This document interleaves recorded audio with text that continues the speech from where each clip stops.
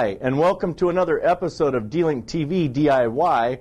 I'm Mike, and I'm here to help you get more out of your network.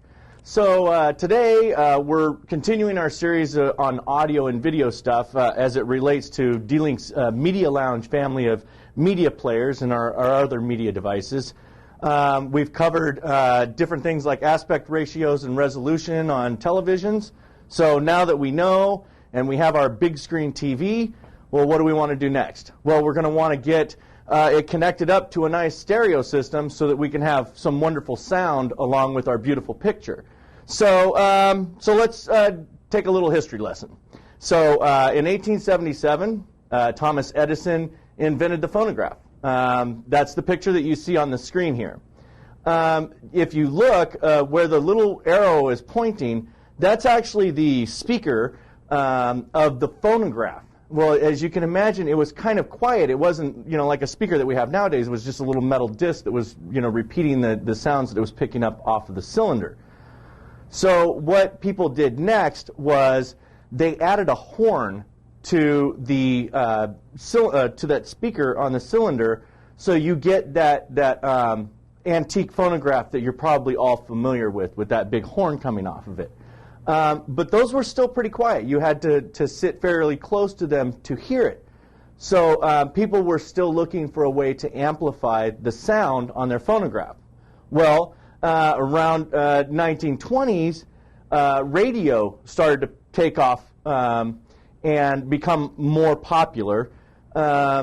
So Radio Corporation of America, or RCA, invented the phono jack. And the Phono Plug that everybody now refers to as RCA is the same exact plug that was used way back in the early 30s is when they started adding it to their radios. That way you could plug your phonograph right into your radio and have it be the amplifier. So nothing really changed via the Phono Plug has been around all this time. But in the late 70s, early 80s, digital audio became a more popular way of recording things. It started in the late 70s and really became popular in the 90s, and now most things are digitally mastered. So we came up to digital audio.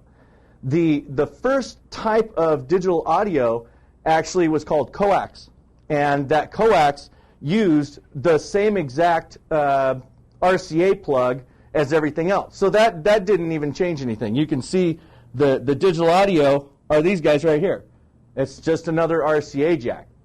Well, then came optical audio. That was a system developed by Toshiba for connecting their CD players to their amplifiers. Now, that's called Toslink.